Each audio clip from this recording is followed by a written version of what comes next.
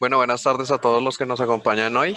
Eh, Estamos empezando este webinar de Virtual DOM versus Shadow DOM de parte de la comunidad de prácticas de Frontend.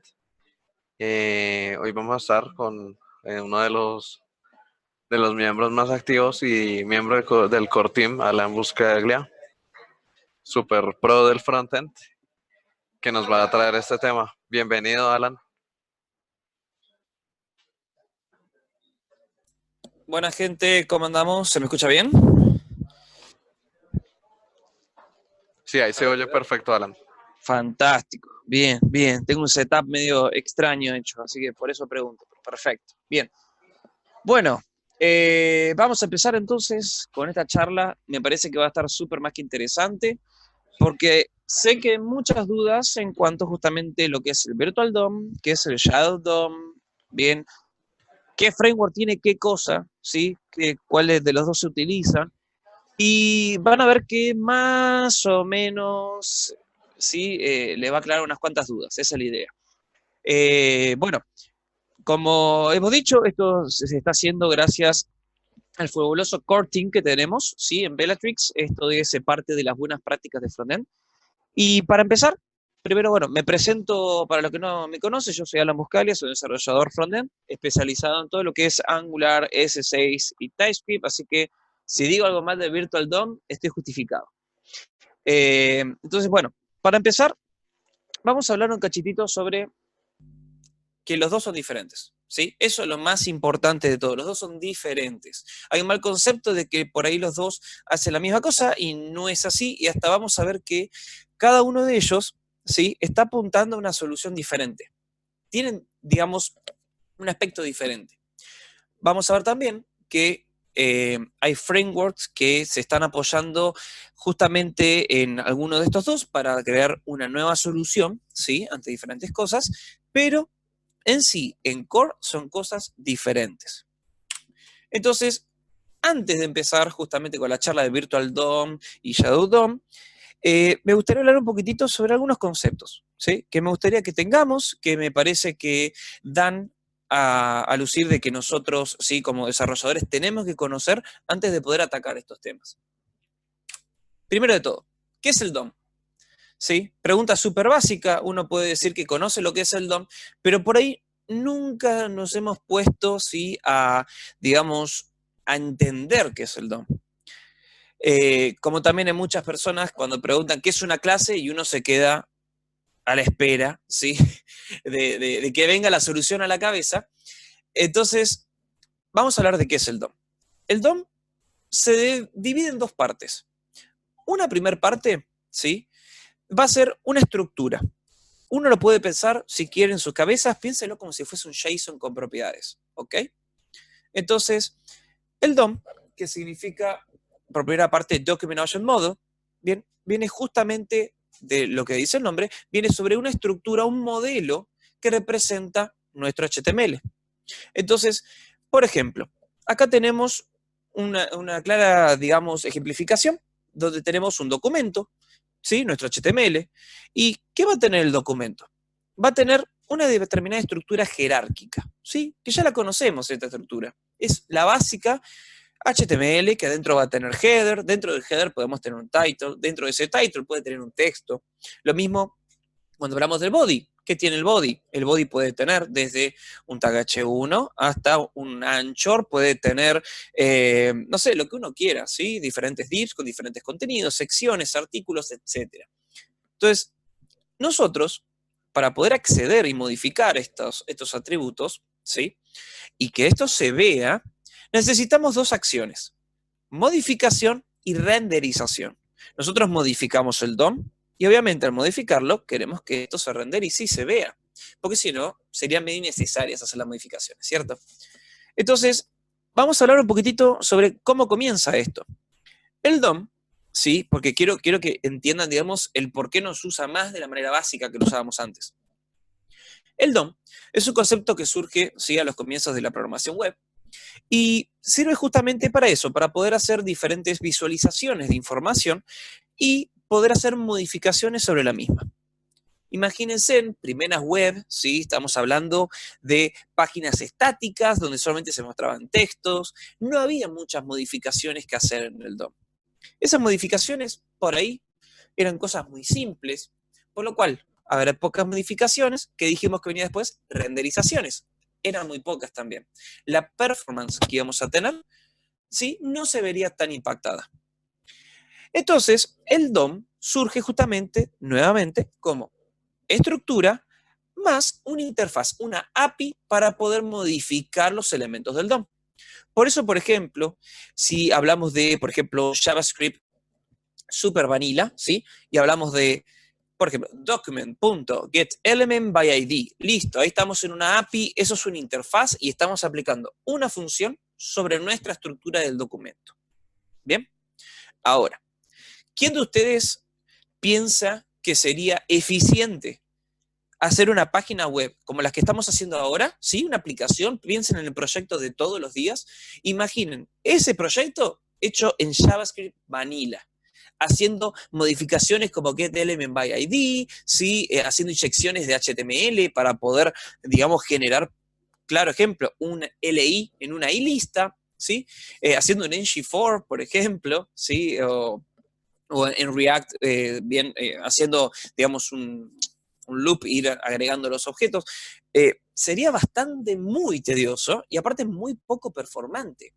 Porque por cada cosita chiquitita que ustedes hagan, eso genera una renderización que tiene justamente un efecto contrario a lo que queremos nosotros. Queremos que las cosas se representen de manera rápida, eficiente y que para el usuario sea lo menos, digamos, lo menos tardío posible, ¿sí? El cliente, el usuario, cualquier persona que utilice lo que ustedes estén desarrollando, quiere siempre que todo sea snap, ¿sí? Listo, ahí lo tenemos, ya está. Esa es la idea. Por eso también, digamos, desde el lado del backend también se aplican diferentes requerimientos como, ok, este endpoint no tiene que tardar más de 2 segundos. Bien, por ejemplo, 2 segundos es un montón para lo que es la programación. Por más que nosotros digamos que 2 segundos no es nada, ¿sí? Es un montón. Entonces, eso es el DOM. Es, nuevamente, estructura plus API, para poder modificar esa estructura. Ahora, otro de los conceptos que me gustaría, digamos, ir viendo con ustedes es tree shaking. Ya lo habíamos hablado un poquitito, ¿sí? Anteriormente, pero ahora lo vamos a retomar. El tree shaking, cualquier persona que haya hecho algún build a producción sabe lo que es, pero igualmente me gustaría comentárselos. El tree shaking, como dice el nombre, es una sacudida de un árbol, ¿sí? ¿Qué pasa cuando sacudimos un árbol? ¿Sí? Por ejemplo, de manzanas. Se cae la manzana, se pierde, ¿bien? Eso es lo que queremos hacer en este caso. Tenemos nuestro código y cuando nosotros le hacemos un build a producción, estamos sacudiendo el árbol de jerarquías buscando código que no se utilice. ¿Qué quiero decir con esto? Pensemos lo siguiente, pensemos que estamos cargando un componente por lazy loading. ¿Bien? Digamos que estamos haciendo un import a una librería que utiliza ese componente. Digamos ahora que esa librería es, por ejemplo, Moment, que es una librería muy grande, ¿sí? ¿No estaría bueno que si ese componente que se carga por lazy loading nunca se carga, nunca esté ese código? ¿Para qué vamos a cargar Moment si no lo estamos utilizando? Y ahí es cuando viene nuestro querido tree shaking. Y tree shaking va a decir justamente, ok, vamos a ver nuestra jerarquía, vamos a ver las diferentes cosas que se están utilizando y vamos a ver qué código yo puedo eliminar para hacer que el bundle final de nuestra aplicación sea lo más pequeño posible. Junto con el tree shaking surge también este otro concepto que se llama uglify, ¿sí? ¿Qué es la uglify de algo? Como el nombre lo dice, también es hacer las cosas feas, chanchas. ¿Para qué vamos a querer hacer nuestro código feo? Nosotros estamos acostumbrados a ¿qué? Clic derecho, inspeccionar, sources, a ver este archivo, vamos a debuguearlo. El usuario no tiene que poder hacer eso, ¿sí?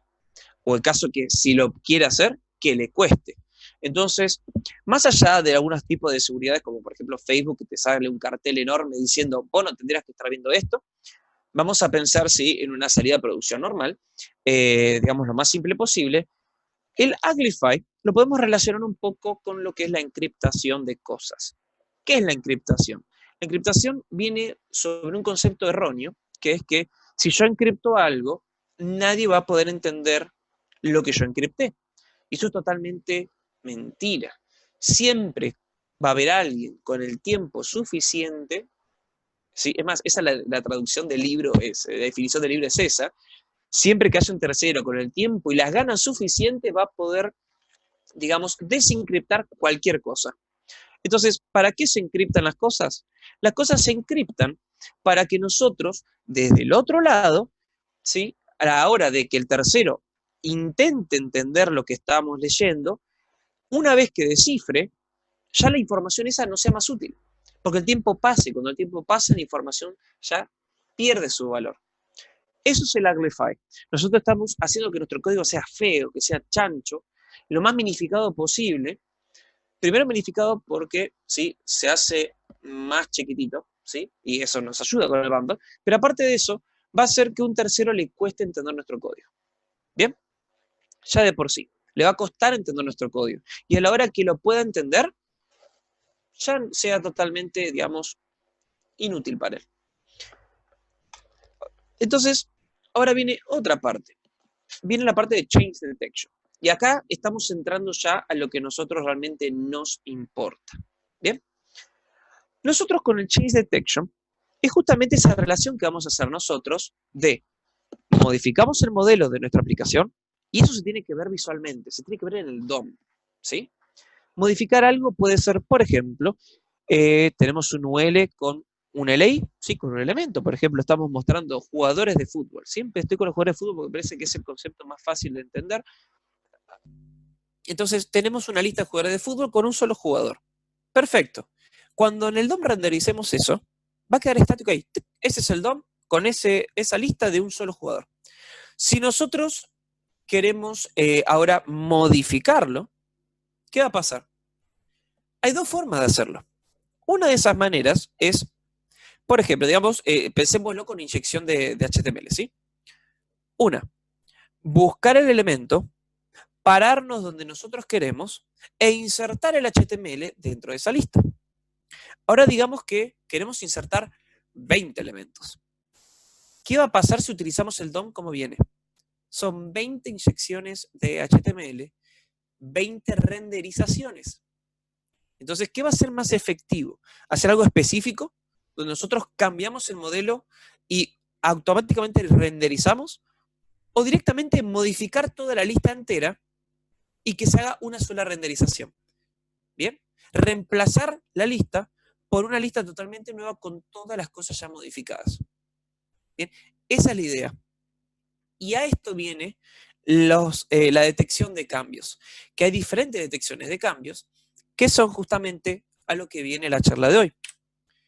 Tenemos el Virtual DOM y el Shadow DOM, ¿sí? ¿Qué diferencias hay entre cada uno?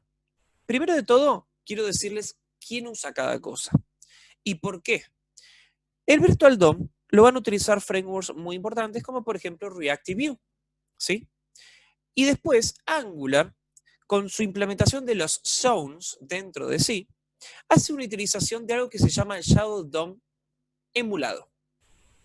Bien, ya teniendo eso, nosotros cuando pensamos en estos frameworks tan importantes, vemos que entonces el Virtual DOM y el Shadow DOM se usan y son cosas actuales que se ven día a día. Bien, pero nuevamente, cuando uno empieza con un framework, ¿sí? Muy pocas veces me he encontrado con gente que empieza, digamos, a indagar sobre el framework y mira cómo se actualizan las cosas. ¿Qué ven del otro lado? Que yo pongo una variable y se ve en el HTML y se terminó. Ahora, ¿cómo pasa eso? ¿Sí? No hay poca gente que se indague realmente. Entonces, para eso está la clase de hoy. Entonces, vamos a ver. Primero, ¿qué es el Virtual DOM? El Virtual DOM es un concepto bastante actual que dice lo siguiente. En vez de yo hacer un cambio en el DOM y que eso se renderice, vamos a hacerlo diferente. Voy a crear una copia del DOM, voy a hacer todas mis modificaciones sobre el Virtual DOM y luego lo voy a renderizar al DOM actual. Bien, comparando justamente, ok, este es mi Virtual DOM, al cual yo le hice la copia, este es mi DOM original y vamos a ver todos los cambios que se aplicaron. ¿De qué manera? Comparando las diferencias. Si en el Virtual DOM se encuentran ciertas diferencias, solo esas diferencias van a ser modificadas en el DOM original. Entonces esto es como lo que yo les decía antes. ¿Qué es mejor? atacar algo específicamente y renderizarlo, o hacer todo y luego renderizarlo en una única acción. Bien, y eso es lo que estamos buscando. Buscamos la performance, ¿sí? ¿Por qué esto es performante? Porque no se renderiza constantemente. La renderización, aparte de tener, digamos, una implicación a nivel software, ¿sí? Tiene también una implicación a nivel hardware. Nosotros estamos utilizando, ¿sí? Herramientas de hardware para poder realizar estas renderizaciones. El browser no se corre en la nube, se corre en la computadora, ¿ok? Entonces, eso es el Virtual DOM. Es una muy buena solución para lo que es la performance. Acuérdense eso que acabo de decir, el Virtual DOM ataca la performance. Ahora, desde el otro lado, vamos a tener lo que es el Shadow DOM. Y yo les dije al principio que atacaban cosas diferentes, ¿sí? Son soluciones diferentes. Y para que vean que es verdad, vamos a hablar sobre el Shadow DOM y van a ver que es algo que cualquiera de nosotros que ha trabajado con un framework de componentes reconoce. Es algo que estamos utilizando y por ahí ni siquiera lo sabemos. El Shadow DOM tiene una peculiaridad que es la de poder hacer subárboles de DOM dentro del DOM original. Pero ese subárbol está dividido, está separado del árbol original. Entonces, por ejemplo, miramos el ejemplo que tenemos aquí, ¿sí? Tenemos un DOM, una estructura, un árbol de documento, ¿sí? Clásico a la izquierda, y vemos ese shadow host que estamos viendo ahí. Eso tranquilamente lo podríamos pensar como un componente, ¿sí? Digamos que nosotros dentro de nuestra jerarquía llamamos a un componente. En Angular, por ejemplo, con un selector, o en React o Vue directamente con el nombre del componente. Ahora, generalmente esos componentes que van a tener un HTML asociado. Entonces, ese HTML es nuestro nuevo DOM, es nuestro subDOM, se llama, ¿sí? Entonces vamos a tener el subDOM separado del árbol original. Pero a la hora que el browser entre en juego, ¿qué va a pasar? Va a ser lo que se ve a la derecha. Va a aplanar ese árbol y va a renderizar todo el subárbol incluido en el subDOM. ¿Ok? Entonces, esto es algo muy clásico. Digamos que en Angular, en React nuevamente o en Vue implementamos un componente, ese componente tiene componentes hijos, ese componentes hijos tiene otros componentes hijos más. Entonces, justamente eso es lo que está haciendo. Está creando árboles, ¿sí? Árboles de DOM separados, que se llama isolated, de lo que es el documento original. Por ejemplo, lazy loading, ¿sí? Lazy loading es exactamente eso. Nosotros estamos haciendo las cosas lo más individual posibles, ¿sí? ¿Qué tiene de bueno? ¿Está isolado? La detección de cambios está isolada, ¿sí? Está separada. ¿Dónde se va a realizar la detección de cambios? Sobre ese Shadow DOM, ¿ok? ¿Por qué? Porque tiene patas cortas, está atrabado, está en una caja, no puede salir de ahí. Esa es la idea principal, ¿ok? Ahora que ya sabemos lo que es el Shadow DOM, nosotros podemos decir claramente, Virtual DOM afecta la performance, ¿sí? Está atacando la performance. El Shadow DOM está atacando el encapsulamiento, ¿sí? Más de una vez nos ha pasado que estamos desarrollando un código y se empiezan a ver problemas, ¿sí? Con utilicé esta variable para un lugar es una cosa, para otro lugar es otra, por eso no se usan variables globales, ¿sí? Después, cuando nosotros creamos ciertos componentes, queremos que ese componente sea reutilizable, independiente. Cuanto más independiente sea, más reutilizable va a ser. Cuanto más pequeño este sea, más testeable y más mantenible va a ser. Entonces, esa es la idea del Shadow DOM, poder dividir el DOM en secciones más pequeñas y atacar únicamente esos lugares. ¿Bien? Ahora, vamos a hablar de Angular Zones, que es lo principal digamos, ahora que ya entendemos todo. Angular hace algo muy interesante, muy inteligente también, que es, va a utilizar, digamos, el Shadow DOM, ¿sí? Los componentes son Shadow DOM, todos los de Angular, ¿sí? A menos que nosotros lo cambiemos. Eso en la clase de mañana lo vamos a ver. Existe un concepto que es el de View Encapsulation, que es algo que se puede modificar a los componentes y que nosotros le podemos decir de qué manera nosotros queremos que se encapsulen las cosas en nuestros componentes. Angular utiliza algo que se llama Shadow DOM emulado. ¿Qué quiere decir esto? Que a diferencia de un Shadow DOM, los componentes de Angular van a compartir su información hacia sus hijos. Bien, clásico ejemplo, yo hago un style en un componente padre, los componentes hijos lo van a recibir y van a verse afectados, ¿sí? Entonces, es más, el Shadow DOM también, en un cierto sentido, había surgido para poder realmente dividir estos temas de los stylings, ¿bien?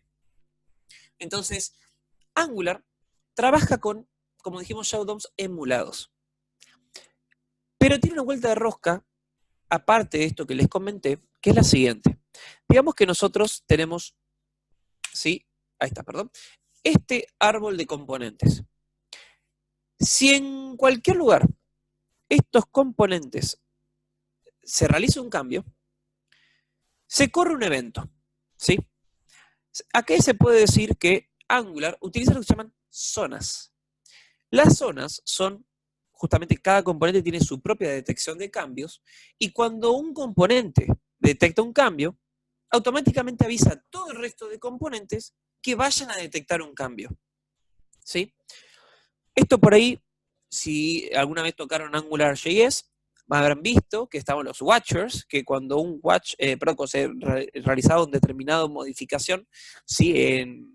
Y se renderizaba, no solamente se renderizaba ese watch, se agarraba y se tiraba lo que se llama un digest, que hacía un burbujeo hacia arriba, iba tirando digamos, iba ejecutando todos los otros watches para ver si había un cambio. ¿Bien? Aquí es bastante parecido, pero esto se va a ver afectado por zonas. Entonces, en este caso, digamos que cualquiera de estos componentes emite un cambio, se va a ver a través de todo el árbol, ¿sí? Entonces, en la clase que viene, vamos a ver ahora una forma muy linda que tiene Angular, que se llama hágalo usted mismo, ¿sí? Vamos a modificar lo que sería, digamos, la detección de cambios de Angular para hacerla más manual. Porque no sería lindo, por ejemplo, si nosotros vemos este esquema. El padre principal, el root component, tiene dos componentes. Y a partir de ahí se ramifica, ¿sí? Ven que tenemos un sector izquierda y un sector derecha. Y a su vez, ¿sí?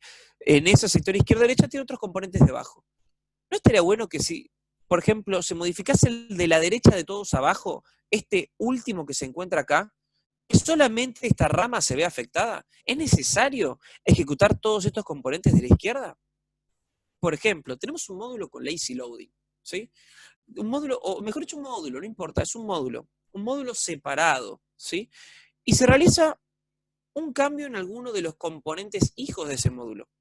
Nosotros cuando generamos un módulo, ¿qué estamos hablando? Estamos hablando de componentes que tienen una relación para llegar a una funcionalidad representada por ese módulo. Por lo cual, se justifica que uno de esos componentes, al modificarse, también, digamos, tiene una modificación sobre sus hermanos y sobre sus padres hasta llegar al tope. Pero se justifica que el otro módulo que está en otra parte, que es otra funcionalidad distinta, trate de buscar cambios. ¿Bien? ¿Se entiende el concepto? Esa es la principal idea. Ahora, para esto, lo vamos a ver la clase que viene, pero para adelantarles, hay, digamos, tres formas de hacer estas modificaciones, que son, primero de todo, utilizar como viene nativo el Shadow DOM mutado. Podemos hacer directamente Shadow DOM nativo, ¿sí? Que es totalmente isolado de lo que es el componente. Después también vamos a tener lo que se llama el tipo de detección de cambios on push. Y por último también vamos a tener totalmente cambios manuales, que nosotros decimos cuándo realizar un chequeo de cambios. ¿Bien? Es como que vamos desde lo más básico, que es Angular, encárgate de todo, hasta lo más, digamos, difícil, lo más complejo, que es yo voy a avisar a Angular cuándo tiene que realizar, digamos, una detección de cambios o no. ¿Bien? Y eso es todo para la charla de hoy. Sé que por ahí fui un poquito rápido, la idea era nuevamente tener conceptos claves, explicar un poquitito de estos temas para tener una idea, ¿sí? Para aquellos que no han tenido el tiempo, digamos, de inculcarse en esto, y que sean charlitas de media hora, ¿sí? Cosa de, bueno, me tomo un cafecito mientras hablamos, y cualquier tipo de preguntas, ahora tenemos todo el tiempo para resolverlas, ¿sí? Cualquier pregunta que ustedes me hagan y yo en ese momento no la pueda resolver, se las puedo alcanzar para la semana que viene, o también se las puedo alcanzar por el chat que tenemos de la comunidad. Nuevamente, los que no son partícipes del chat, avísennos. Estamos muy interesados en que esta comunidad siga creciendo. Es una comunidad muy linda, tenemos muchas charlas de todas estas cosas que están viendo en el día de hoy, ¿sí? No solamente charlamos de cosas de frontend, también estamos charlando de novedades que se van inculcando. Hubo unas charlas muy lindas hace poquitito, donde charlamos, por ejemplo, sobre micro frontend, también sobre, tenemos, por ejemplo, Visual Studio Code, y dentro de Visual Studio Code, qué extensiones estamos utilizando, cómo lo utilizan cada uno, si utilizan Git, por ejemplo, en consola, utilizan Git con Git Kraken o con algún tipo de herramienta, o utilizan el Git, por ejemplo, el manejo de Git que viene con Visual Studio Code, qué otros sí de programación utilizan, qué recomendaciones nos pueden hacer. También, bueno, buenas prácticas en cuanto a, tenemos una wiki, muy, muy buena, se lo súper recomiendo, con muchísimos documentos, ¿sí? Donde, bueno, vamos salteando diferentes cositas, así que, bueno, están súper invitados. Y ahora sí, entramos al espacio de preguntas. No tengan miedo de preguntar tanto en el chat aquí como puede ser también en Skype. Nosotros lo vamos resolviendo. Eso no hay problema.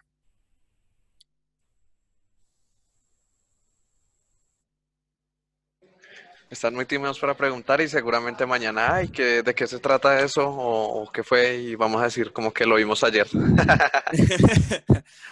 Exactamente. Igual para los que llegaron tarde o eso, tenemos un espacio en donde están quedando grabados todos los meetups y todos los recursos de la comunidad. Entonces, para que no se pierdan nada, mejor dicho. O si quieren volverlo a ver, ahorita va a quedar subido, y para que los que llegaron tarde o los que no pusieran todo el cuidado, para que ya también lleguen mañana con muchas dudas. Exactamente, no tengan miedo de preguntar, nuevamente estamos para eso. La verdad que estamos muy contentos por ser partícipe y estamos con ustedes, ¿sí? Para lo que necesiten. Si tienen alguna consulta de un proyecto propio o lo que sea, puede ser de estos temas que estamos viendo ahora o luego, ¿sí? No hay ningún problema. Hay una pregunta de Nicolás Torre. Dice, ¿qué criterio se usa para para crear un nuevo componente o agregar código a un componente existente? Bien, perfecto, muy buena pregunta. Digamos lo siguiente, ¿sí? Dentro de... ahora, esto lo voy a decir siempre pensando en cualquier framework de componente. No piensen que es solamente para Angular ni nada por el estilo. La idea es hacerlo lo más general y lo más útil posible. ¿Bien? Entonces, vamos a hablar de, por ejemplo, estamos haciendo una aplicación tanto en React como en Vue como en Angular. Queremos crear un componente nuevo o, acá como dice Nicolás, quiere actualizar un componente existente, queremos ver cuándo realizar uno o el otro. Bueno, primero de todo, existe algo que se llama la atomicidad de nuestros componentes, ¿sí? Para aquellos que por ahí no han tocado, por ejemplo, Solid, ¿sí? Patrón Solid, se lo súper recomiendo porque por más que alguno parece arcaico o por el estilo, ¿sí? No es así, hay muchas cosas que se pueden utilizar y que se aplican en el día a día. Bien, entonces, por ejemplo, bueno, ¿cuándo crear uno o cuándo actualizarlo? Yo te recomendaría lo siguiente. Dentro de esta atomicidad que yo estaba comentando, existe algo que después les voy a pasar, que es súper interesante, es un documento, ¿sí? Existe algo que es lo siguiente. Algo que se llama el acople, ¿sí? Y la independencia que tienen un componente de otro. La idea de la atomicidad es hacer las cosas lo más chiquitas posible. Ahí viene el nombre de atomicidad, de átomo, ¿sí? Hacerlo lo más pequeño posible. Y a lo mismo que con un cuerpo humano, ¿sí? Nosotros estamos compuestos por átomos, los átomos van haciendo moléculas, de moléculas se empieza a agrandar hasta que tenemos el cuerpo. Bien, lo mismo pasa en una aplicación web. Nosotros vamos a tener componentes muy chiquititos que son reutilizables en componentes más grandes, que son reutilizables en una vista, que son reutilizables en una aplicación entera. ¿Sí? Por ejemplo, un navbar, nosotros podríamos pensar es un solo componente, es una única funcionalidad, pero dentro del navbar hay muchas cosas que son reutilizables. Por ejemplo, digamos un dropdown, es lo más clásico del mundo. ¿Cuántas veces hemos utilizado dropdowns en muchos lugares, en muchos formularios? cualquiera de nosotros que ha utilizado algún framework, como por ejemplo Bootstrap, Angular Material, Beautify, etcétera, hemos utilizado los componentes que vienen en esos frameworks. Entonces tenemos a esos componentes como las unidades más pequeñas que hay, porque ninguno de nosotros queremos hacer un componente solamente para un botón y que ponerle qué color tiene ese botón, etc. ¿Bien?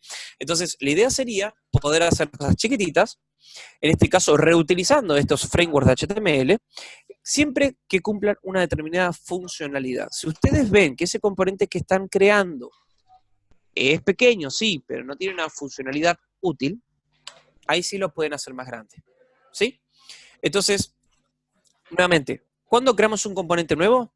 Cuando no lo tenemos.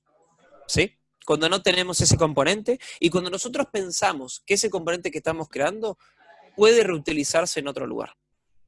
Ahí es cuando creamos un nuevo componente. ¿Cuándo vamos a actualizar un componente o agregar código a un componente? Digamos que nosotros teníamos un componente para una cierta funcionalidad y esto se agranda, ¿sí? Esto se incrementa. Entonces, puede llegar a pasar que nuestro código esté, digamos, muy pequeño, lo tenemos atómico, etcétera, pero por ahí es difícil hacer ese incremento, ¿sí? De una manera atómica. Entonces, ahí, digamos, tenemos un permitido. Porque hay una realidad que por más que nosotros queramos ser los mejores desarrolladores del mundo y apliquemos todas las buenas prácticas, etcétera, existe algo que se llama el cliente. Y cuando el cliente quiere cambios, no quiere los cambios hechos de la más linda manera, perfecto, buenísimo, te espero, no hay problema. ¿Para cuándo lo tenés? ¿Para la semana que viene? No, bárbaro, genial. ¿Qué es? Ah, tenés que meter un colorcito en botón y como es tan atómico no lo podés modificar porque no es generalizado, no hay problema, hacelo tranquilo, para la siguiente semana hacete todo ahí una referencia a cómo modificarlo, hacerte un esquema, lo que vos... No, el cliente lo quiere ya. Más si es algo simple, ¿ok? Entonces, si tenemos que agregar con un componente, hagámoslo. Si vemos que lo podemos achicar, hagámoslo. Pero siempre dentro de los tiempos del sprint, por ejemplo. Entonces, esa es una realidad. También se puede agregar código a un componente existente, siempre y cuando ese componente, agregando esa funcionalidad, ¿sí? Ese código extra, incremente su funcionalidad, pero al mismo sentido siga siendo reutilizable y siga teniendo algo simple, ¿sí? Esa es la idea. Entonces, por ejemplo, vamos de vuelta con los jugadores de fútbol. Yo tengo un componente que se encarga de agregar jugadores de fútbol a una lista y mostrarlos. Bueno, digamos ahora que el cliente viene y pide, bueno, pero yo además de agregar quiero eliminar un jugador de fútbol. Bueno, dos cosas podemos hacer. Crear un nuevo componente que sea para eliminar, ¿sí? Esa lista, ese elemento de la lista, o podríamos incrementar nuestro código, ¿sí? Y que, aparte de agregar, modifique y elimine los elementos de una lista. Ahora, crear un nuevo componente solamente para modificarlo sobre algo que es el mismo template que otro, no me resultaría. Es mejor incrementar nuestro código, ¿sí?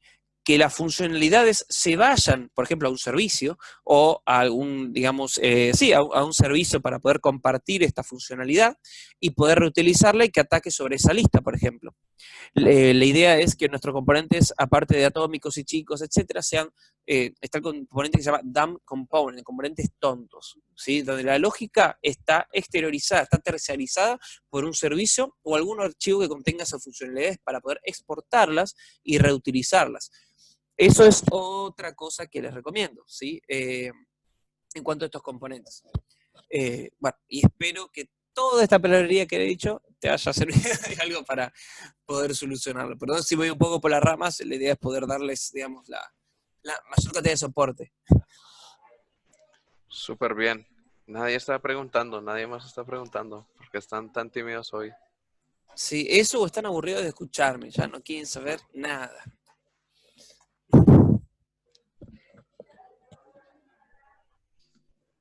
A ver, algunos chicos acá del core team, ¿alguna pregunta, algo? Que se ve como el CD se puede confundir con el Continuous Deployment. Sí. También, ojo con eso. No, change detection. Change Detection, que quede súper claro. También tiene que ver con, eso tiene que ver con lo de lazy loading y todas esas cosas, ¿cierto? Exactamente. Nosotros, cuando hablamos de lazy loading, ¿sí? Estamos hablando justamente de poder, digamos, hacer que nuestros módulos sean cargados de manera, eh, digamos, independiente, ¿sí? Cada vez que nosotros usamos lazy loading, ese elemento no existe hasta que éste sea, digamos, utilizado. Entonces, cuando realizamos ese tipo de modificaciones, también la detección de cambios va a ser, como se dice, isolated, ¿sí? Va a ser, digamos, independiente del resto. Eso es algo muy bueno, la verdad que es algo muy bueno. Pero bueno, cuando se renderice se va a poder utilizar, digamos, hacia los padres. Eso viene por ese lado, menos que nosotros se lo indiquemos. Bien. ¿Alguna otra preguntita? Yo tengo una pregunta. Dime. ¿Qué tal, Alan?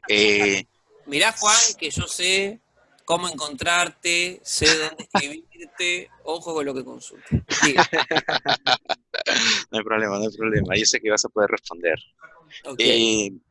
Con respecto a Angular, mencionaste ngSounds. ¿Qué cosas usualmente yo puedo poner en ngSound, por ejemplo? Ok. Bien. Pensalo de la siguiente manera, ¿sí? Cuando nosotros vemos el ngSound, es más, voy a ver si puedo buscarle código, porque la verdad que lo vi súper interesante. Deme un segundito. Bueno, el ngSound, como habíamos dicho, sí, son las diferentes zonas que hacen referencia a nuestra aplicación y que nosotros dentro de esa zona va a tratar de buscar cambios cuando se realice un determinado evento. Me podría pensar una zona como, la detección de cambios como un arreglo de zonas. Y que cuando cualquiera de esas zonas que están en ese arreglo emita un determinado evento, vamos a agarrar y hacer un recorrido por cada una de ellas buscando cambios diferentes, ¿sí? Nosotros ahora podemos afectar esas zonas, que eso vas a ver lo que vamos a ver ya en la clase siguiente, por eso no me quiero ir tanto, donde nosotros podemos modificar ese comportamiento, ¿sí? Para poder hacerlo más performante. Hay una realidad que es que Angular, si lo usamos, digamos, como viene base, se queda atrás de lo que es un Virtual DOM, ¿sí? Si nosotros vemos en performance, por ejemplo, hay lo que se llama una pintura inicial de la aplicación, que son pruebas que se realizan, por ejemplo, cuando cargue la aplicación por primera vez, ¿qué es lo que va a pasar? Y si nosotros tenemos dos aplicaciones totalmente idénticas, y una usa Virtual DOM y otra utiliza, digamos, la detección de cambios que utiliza en este momento Angular, vamos a ver que Angular está un poco atrás. Entonces, hay unas ciertas técnicas que se pueden aplicar, que eso lo vamos a ver ya en la clase de mañana, que es justamente cómo, digamos, sectorizar mucho mejor nuestra aplicación. Tampoco yéndonos sobre de la mano, digamos, ¿sí? Pero bueno, viene por ese tema. Ahora, estas zonas, como me preguntabas, se pueden aplicar ciertas funcionalidades fuera de la misma para poder, digamos, tener mayores funcionalidades y poder comprobar, digamos, cómo se realizan los cambios en cuanto a las mismas. Si han programado una vez en AngularJS, van a poder reconocer lo que era el scope.apply. Qué nombre, ¿no? Scope.apply. Que era, ok, hago un cambio sobre algo y en la vista no se ve el cambio. ¿Qué hacíamos? Scope.apply. Esa era la solución para todo. Y no era así, ¿sí? No es la idea. ¿Por qué usamos Scope.apply? Porque hay una realidad que si alguien realiza un cambio sobre algo y Angular no se entera, no puede hacer la detección de cambios, ¿sí? Entonces, antes hacíamos ese Scope.apply para decir, ok, hice un cambio, perdóname, te quiero avisar y necesito ahora que hagas una detección de cambios para toda la aplicación. Eso era el scope.apply.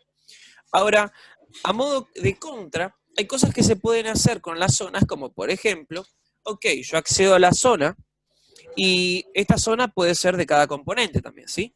Ahora, accedo a esta zona y digo, esto que yo quiero hacer acá, correrlo fuera de Angular.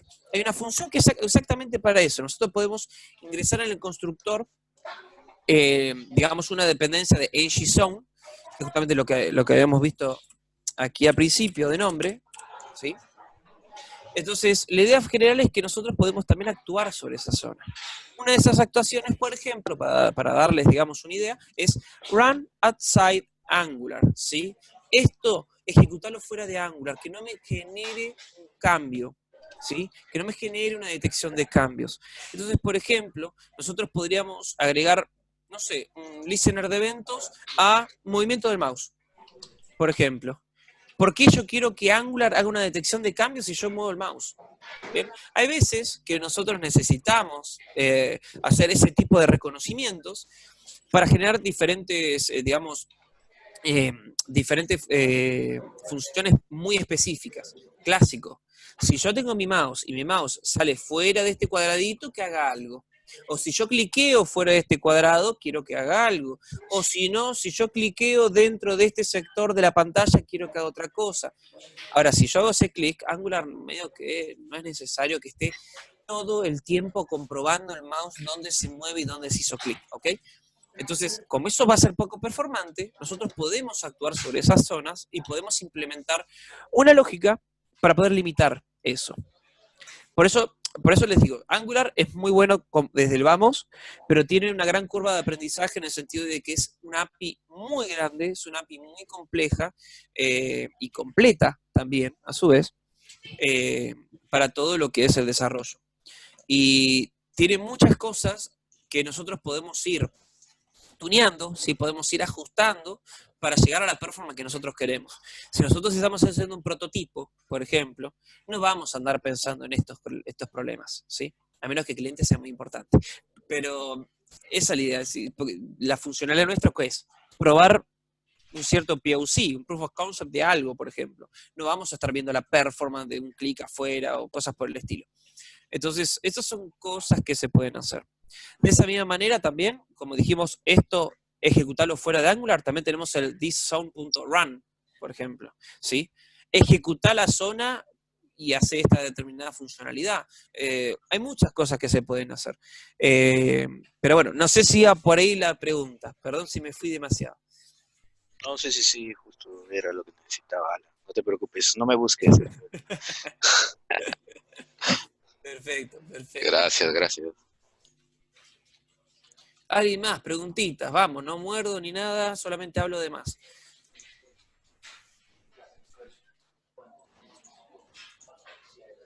Miren que mañana hago preguntas y el que no sabe lo despedimos. Digo, Viene adjuntada con un correo de recursos humanos. claro.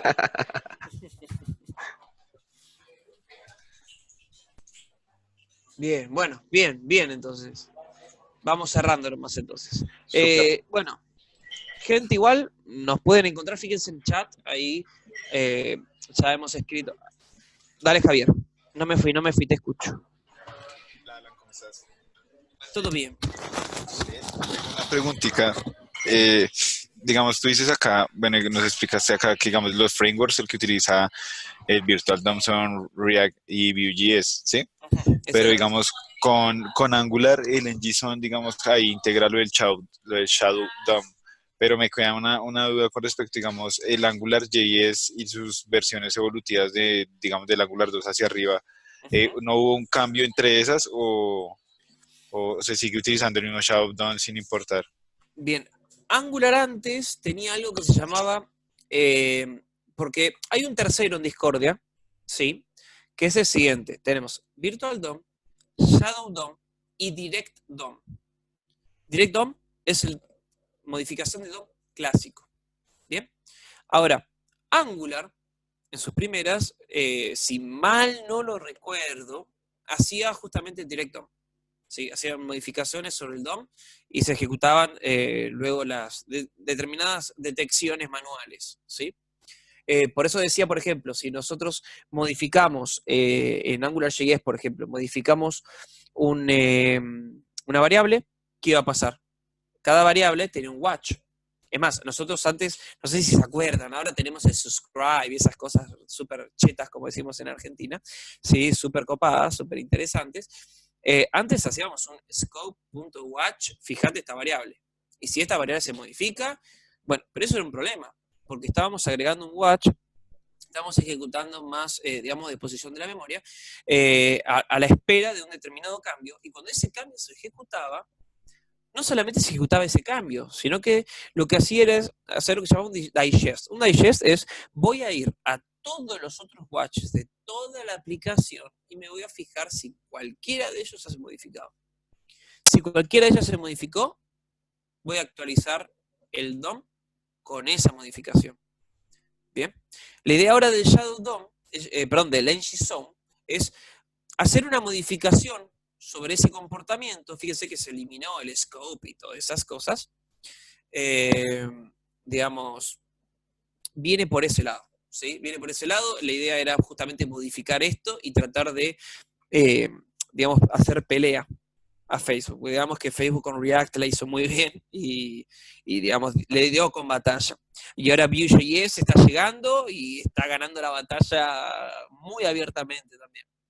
Es más, han salido unos benchmarks de lo que es performance y bueno, Vue está ganando por lejos. En simplicidad también. Obviamente cada, digamos, framework tiene lo suyo y tiene sus ventajas y desventajas. Tampoco es que, digamos, por performance es tan difícil, digamos, tan diferente el margen, pero la verdad que está ganando Vue. Pero bueno, espero que más o menos te haya ayudado, digamos, esta mini comparación. Vale, gracias, Alan. Ni un problema. Súper. Nada, pues ya antes como de darle el cierre, es como recordarles que mañana va a estar Alan acá con el tema de On Push y algo así, no va a hacer nada de spoiler. Ya por ahí él mismo alcanzó a decir algunas cosas y va a estar súper interesante. Entonces, que no se lo pierdan, que va a estar buenísimo. Exactamente. Bueno, nada, entonces los esperamos mañana. Espero les haya gustado. Cualquier tipo de pregunta que no haya quedado resuelta en esta charla, por favor por Skype, no hay ningún problema. Si veo que es algo para hablar, lo vemos mañana junto con todo lo otro. Los esperamos a la misma hora que hoy. Súper bien, ¿no? Muchas gracias a todos los que estuvieron participando. Recuerden que estamos acá de parte de la comunidad de prácticas de Frontend. Estamos generando mucho contenido y igual, digamos, si alguien todavía no es parte de esta comunidad o no está en el chat, ahí también les escribimos en el chat de acá del Zoom los Skypes de nosotros para que pues nos escriban y los agregamos de una. Ahorita pues ya vamos a estar compartiendo el enlace con la meeting grabada, en donde también pues está el enlace de la meeting anterior acerca de cómo estructurar los proyectos con Angular y también de temas muy interesantes de buenas prácticas, así también dado por Alan. Hello. Bueno, los esperamos, gente. Bueno. De vuelta, cualquier cosita nos avisa. Pero de cero, muchas gracias por haber entrado, participado, impulsan todo esto que estamos haciendo. Así que fantástico. Muchas gracias. Bueno. Vale, gracias. A todos. Gracias. Gracias, Alan. Gracias a todos. Gracias, hasta luego.